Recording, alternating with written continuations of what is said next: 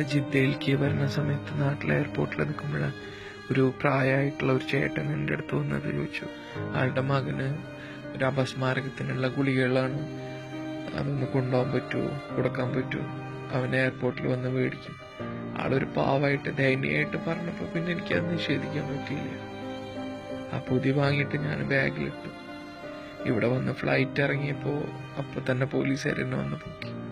എനിക്കറിയില്ല എന്തിനാ പൊക്കിയെന്ന്. പിന്നീട് കാര്യങ്ങളനുസരിച്ച് മനസ്സിലാക്കിയപ്പോൾ ആ പ്രായമുള്ള ആള് ബ്രൗൺ ഷുഗറാണ് എനിക്ക് തന്നത്. ആളെന്നെ ചതിക്കായിരുന്നു. പിന്നീട് കോടതി വിസ്താരമൊക്കെ ആയിട്ട് എനിക്ക് അവർ മരണശിക്ഷ തലവെട്ടാൻ വിധിച്ചെന്നെ. ഇന്ന് വെള്ളിയാഴ്ചയാണ്. എന്നെ കൊല്ലാൻ കൊണ്ടുപോകുന്ന ദിവസമാണ്, എന്റെ തല വെട്ടാൻ പോകുന്ന ദിവസം.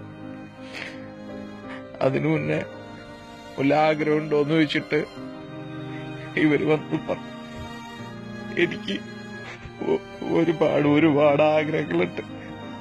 ഇതുവരെ കാണാത്ത എന്റെ മോനൊന്ന് കാണണം. എന്റെ വിളിയും കാത്തിരിക്കണ എന്റെ പെണ്ണ്, എന്റെ ഭാര്യ, അവളൊന്നും മാറോട് ചേർത്ത് എനിക്കൊന്ന് പൊട്ടിക്കരയണം. എന്റെ ഉമ്മാനൊന്ന് കാണണം. എനിക്കിത് കാണിച്ചു തരുമോ? എങ്ങനെ അവർക്ക് കാണിക്കാൻ പറ്റും?